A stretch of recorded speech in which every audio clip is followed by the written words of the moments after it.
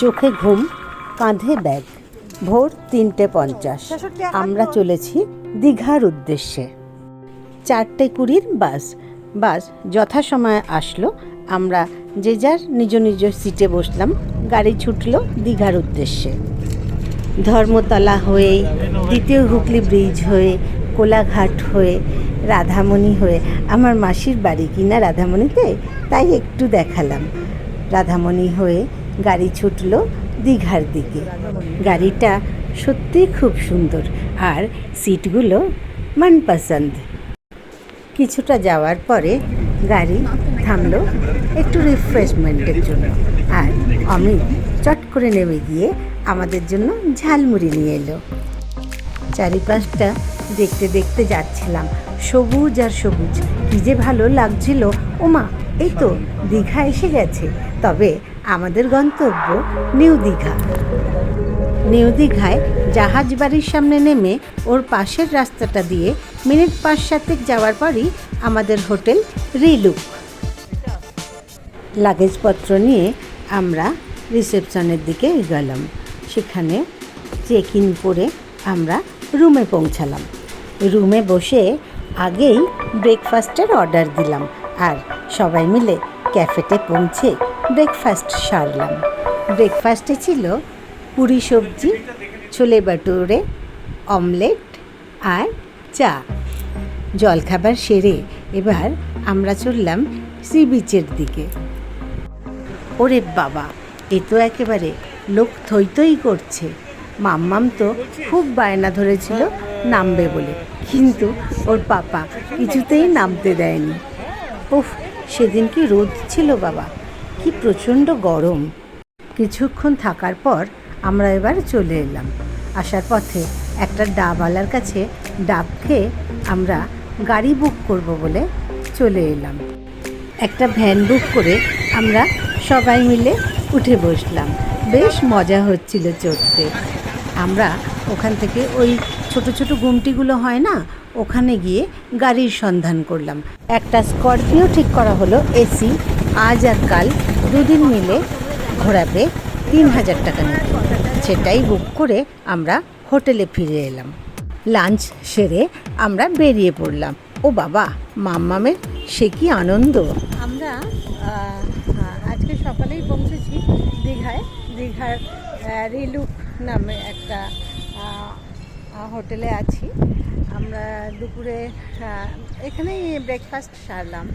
তারপরে স্নান টান করে আমরা একটু বিচে গিয়েছিলাম। তারপরে এসে লাঞ্চ করলাম, করে এখন বেরোচ্ছি একটু সাইট সিন দেখতে। গাড়ি বলা আছে, গাড়ি আসছে, ততক্ষণ আমরা এই দাঁড়িয়ে আছি সবাই মিলে গাড়ির অপেক্ষায়। গাড়ি যথাসময়ে এসে হাজির। আমরা সবাই মিলে উঠে পড়লাম আর চললাম প্রথমে তালসারির উদ্দেশ্যে। রাস্তা বেশ সুন্দর, আমরা ভালোভাবেই যাচ্ছিলাম। হঠাৎ কালো মেঘ এসে পড়ল। তালসারি। দুপুরে খাওয়া দাওয়ার পর আমরা তালসারিতে, প্রচণ্ড হাওয়ার দাপট, হঠাৎ করে মেঘ হয়ে গেল। এখন 4:45, তাও এত মেঘ, সন্ধ্যার মতো হয়ে গেছে। আমাদের বেশ ভালো লাগছিল, শন শন করে হাওয়া বইছিল, আর ভয়ও লাগছিল, কারণ এই না বৃষ্টি ঝেঁপে আসে। লোকাল লোকজন হরেক রকমের জিনিস নিয়ে পসরা সাজিয়ে বসেছে। মাম্মাম ওর পাপাকে ধরেছে ছবি তুলে দেওয়ার জন্য, কিন্তু ছবিতে নাকি শুধু চোখই বন্ধ হয়ে যাচ্ছে, এত হাওয়া। সারা দিনটা বেশ সুন্দর ওয়েদার ছিল, রৌদ্রোজ্জ্বল দিন, কিন্তু হঠাৎ করে অন্ধকার নেমে এলো। মেঘ করেছে, গাঢ় মেঘ।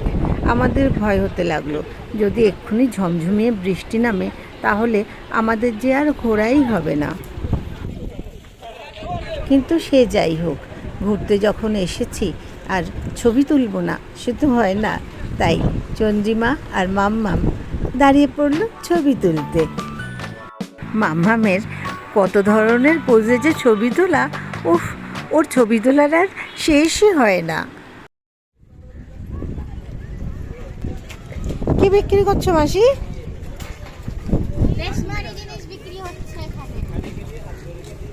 যতদূর চোখ যায় সোনালি বালির চর, ইতস্তত বাঁধা নৌকো, মাথার উপর ঘন কালো মেঘ, আর শনশন করে বইছে হাওয়া।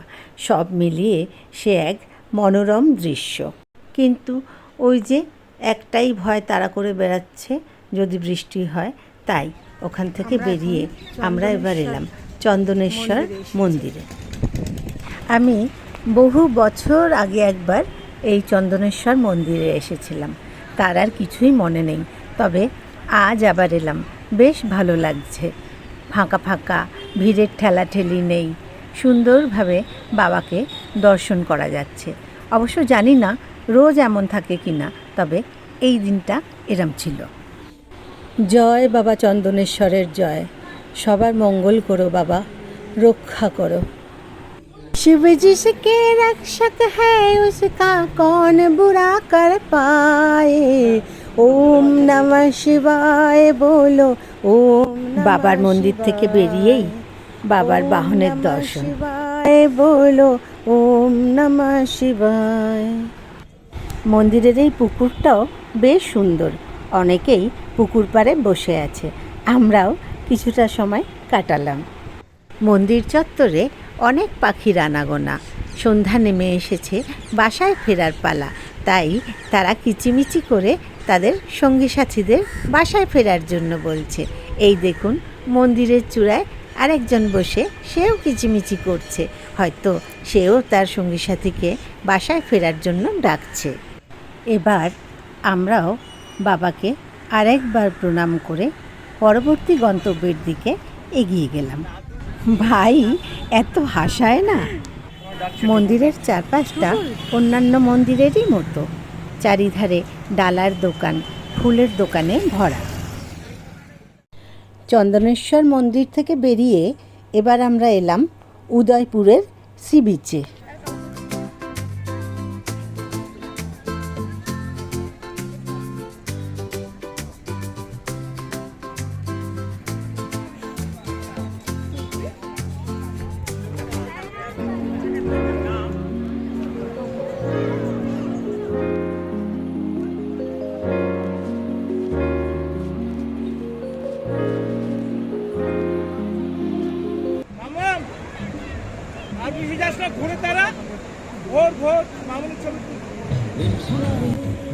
অমিত দীঘার সমুদ্রের কোনো বিচেই নামতে দিচ্ছে না, সব জায়গায় নাকি চোরাবালির ভয়।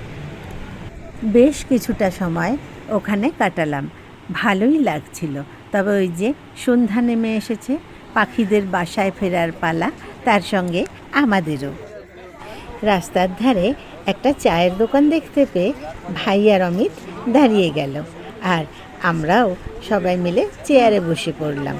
গরম গরম চা আর বিস্কিট খেয়ে আমরা রওনা দিলাম ওল্ড দীঘার উদ্দেশ্যে, কারণ ওখানে যে চমক লুকিয়ে আছে। আজ আমার দেওরের জন্মদিন, তাই আমরা সমুদ্র সৈকতেই পালন করব বলে একটা কেকের দোকানে গিয়ে কেক পছন্দ করে চললাম সমুদ্রের ধারে। ওখানেই কাটা হবে কেক। হাঁটতে হাঁটতে আমরা সবাই মিলে সমুদ্রের ধারে এলাম। একটা জায়গায় কেকটা রেখে আমরা সমুদ্রের রূপ দেখছিলাম। বাবা, সে কি বড় বড় ঢেউ! চারিধার অন্ধকার, মুক্তোর মতো সাদা ঝকঝকে ঢেউগুলো আছড়ে আছড়ে পড়ছিল পাড়ের মধ্যে। আমরা তা মুগ্ধ নয়নে দেখছিলাম। এমন সময় একটা বিশাল আকারের ঢেউ এসে আছড়ে পড়ল ঠিক আমরা যেখানে দাঁড়িয়েছিলাম সেইখানে। আর সাথে সাথে চন্দ্রিমা ভাইয়ের জন্মদিনের কেকটা তুলে দৌড় লাগালো।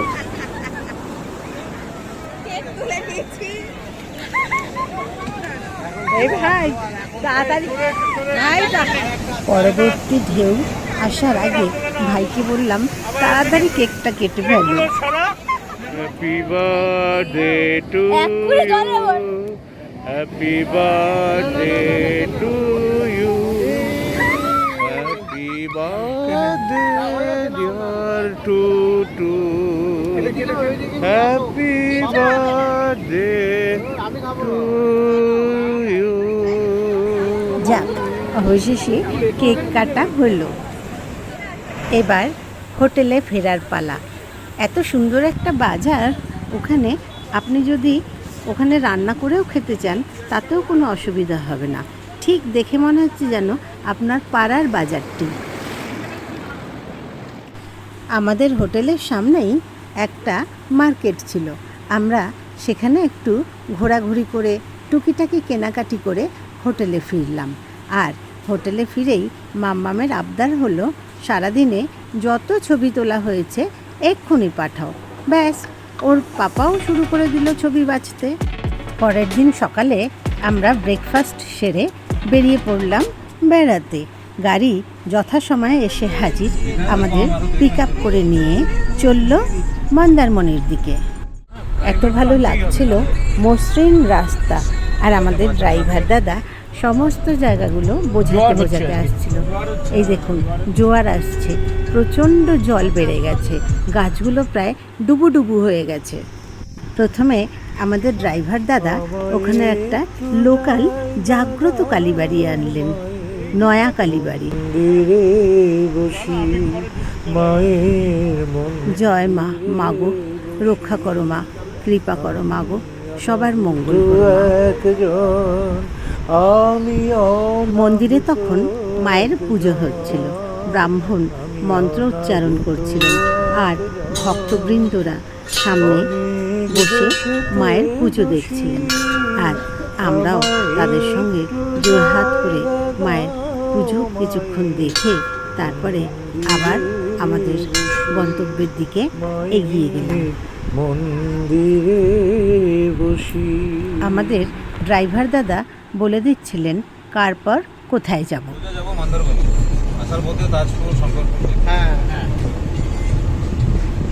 রোদ বেশি হয়ে গেলে আর মন্দারমণিতে ভালো লাগবে। প্রথমে আমরা মন্দারমণি যাব, তারপর ওখান থেকে ফেরার পথে তাজপুর, শঙ্করপুর হয়ে মোহনা হয়ে হোটেলে ফিরব। এই রকমই আমাদের প্ল্যান রইল।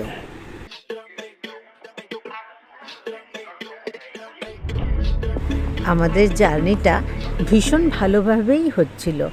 চওড়া মসৃণ রাস্তা, চারিধারে সবুজ আর সবুজ, কোনো গাড়ির ভিড় নেই, অহেতুক হর্ন নেই, অহেতুক রেষারেষি নেই, ভীষণ ভালোভাবে যাচ্ছিলাম। আমরা সবাই মিলে ভীষণ এনজয় করতে করতে যাচ্ছিলাম।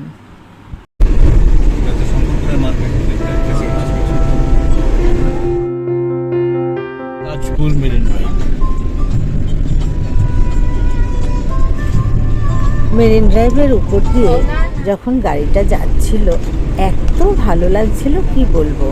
একদিকে গ্রাম আর আরেকদিকে সমুদ্র, সে এক সুন্দর পরিবেশ।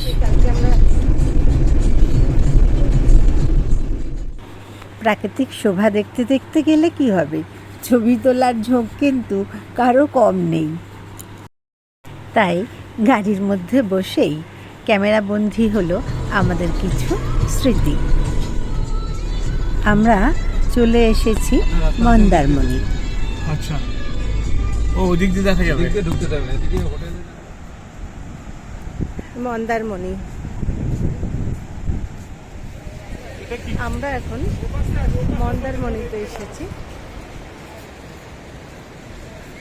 মন্দারমণির বিভিন্ন জায়গা ঘুরবো, ইচ্ছা আছে। মন্দারমণি বিচে পৌঁছে আমি প্রথমেই আমার কয়েকটা প্রয়োজনীয় ছবি তুলে নিলাম, আর সেই ফাঁকে চন্দ্রিমা আর মাম্মাম নেমে পড়ল জলে।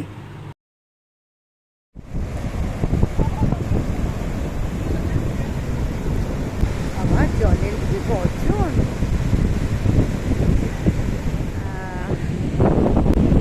সকাল সকাল হোটেল থেকে বেরিয়ে মন্দারমণি এলাম। রাস্তার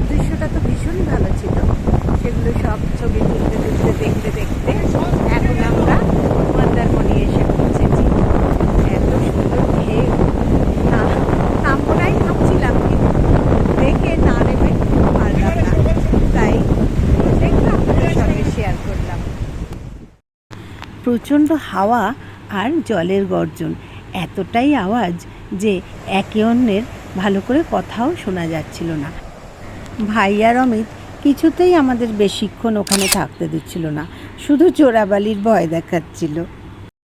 যাই হোক, ওখান থেকে বেরিয়ে এবার আমরা চলে এলাম সান সিটি রিসর্টে। বহুদিনের ইচ্ছা আমার। অনেকের মুখেই শুনেছিলাম এবং পড়েও ছিলাম রিসর্টটা নাকি দারুণ সুন্দর, তাই ঘোরার ইচ্ছা সামলাতে পারলাম না। চওড়া গেট পেরিয়ে যখন রিসর্টের মধ্যে ঢুকলাম, চারিপাশটা দেখে তো অবাক হলাম। কি অসাধারণ সুন্দর, চারপাশে সবুজ আর সবুজ, আর কটেজগুলো এক একটা এক এক আকৃতির। আমরা তো এক একটা দেখছিলাম আর ভীষণ মজা লাগছিল।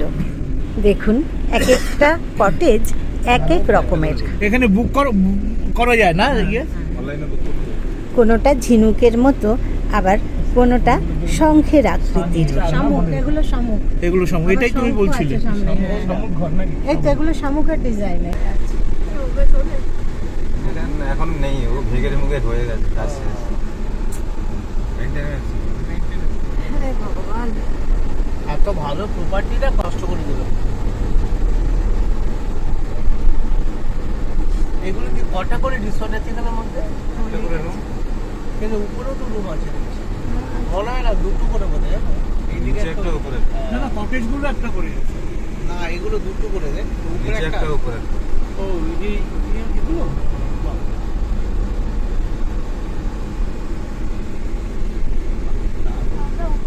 ডান দিকের এগুলো কি? এই যে রুমে ছিল না?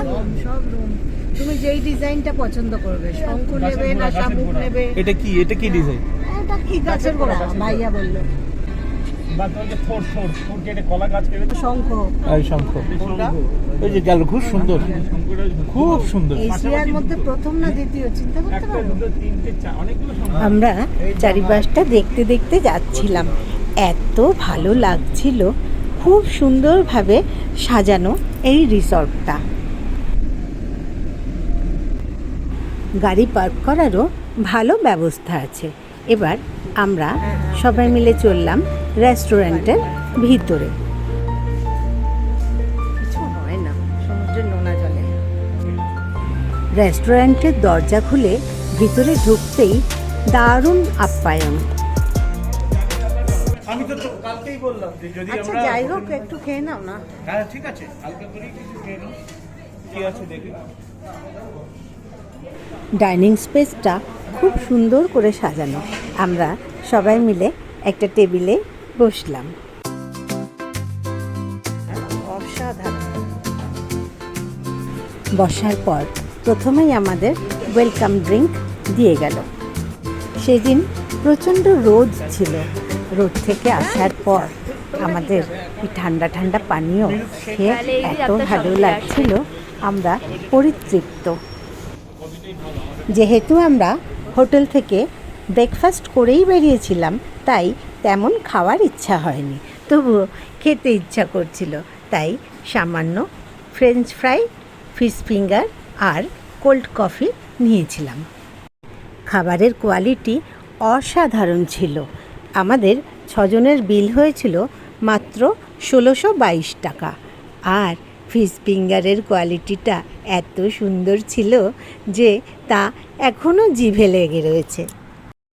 খাওয়া দাওয়ার পর এবার আমরা বিল মিটিয়ে ওখানে রাখা জাহাজটার ডেকের উপরে বেশ কিছু সুন্দর সুন্দর ছবি তুলে আমরা রিসর্টটা আরেকবার ঘুরে দেখতে দেখতে এবার বেরিয়ে এলাম। রিসর্টটা এত সুন্দর, মাম্মামের তো খুব থাকার ইচ্ছা করছিল। সত্যি বলতে কি আমাদেরও। আরে আগে মাথায় ছিল না, না হলে তো এখানেই থাকতে পারতাম। দেখা যাক, নেক্সট টাইম আবার এলে এক রাত্রি হলেও থাকার ইচ্ছা রইল। সানসিটি রিসর্ট থেকে বেরিয়ে আবার আমরা সেই সুন্দর রাস্তা দিয়ে সামনের দিকে এগিয়ে চললাম।